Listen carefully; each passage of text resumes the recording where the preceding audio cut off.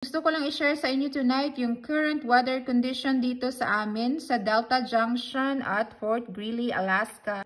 Yung weather dito is nagla-light snow, fog, misty at windy at the same time. Yung temperature is 21 degrees Fahrenheit or -6 degrees Celsius. At yung bugso ng hangin or yung wind speed ay umaabot sa 41 miles per hour or halos 66 kilometers per hour. Tapos yung wind chill o yung lamig na dala ng hangin is 3 degrees Fahrenheit or -16 degrees Celsius. So halos kasing lamig ng aming freezer dito.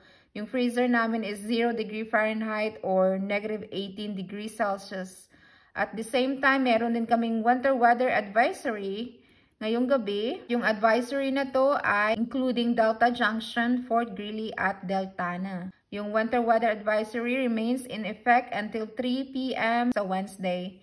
At we can expect a total snow accumulations of 7 to 10 inches. So, maaring ganyan kakapal yung snow na maipon dito sa Delta from 9 p.m. ngayong gabi hanggang alas 3 ng Wednesday. Travel could be very difficult to impossible kasi yung cold wind chills as low as 25 below or as low as -25 ay maaring mag-cause ng frostbite sa exposed na balat in as little as 30 minutes. Ganyan katindi yung lamig. We can expect 2 rounds of snowfall over the next 48 hours. Yung first round is overnight hanggang sa kalagitnaan ng Tuesday at yung pangalawa is Tuesday night hanggang Wednesday morning. At we can expect a heavier amount of snowfall sa second round.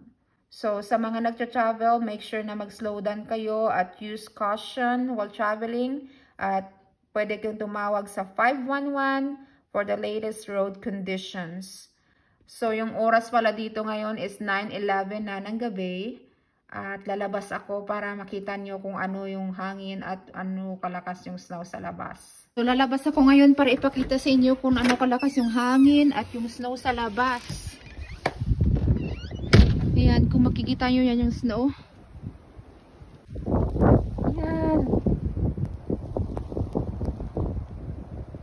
Dinig nyo ba yung hangin?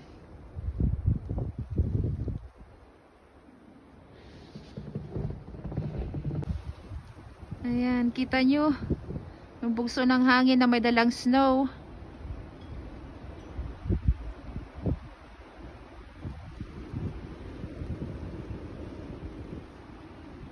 Ayan, dinig nyo ba yung hangin? Kita nyo yung snow sa likod ko.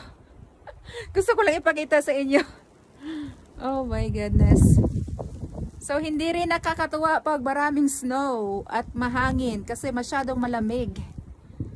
Kaya kung nasa labas man kayo, nagta-travel, nagda-drive, make sure na meron kayong kompletong winter gear.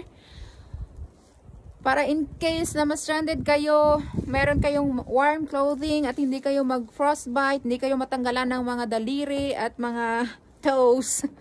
Sige na guys, pasok na ako sa loob. Good night and be safe!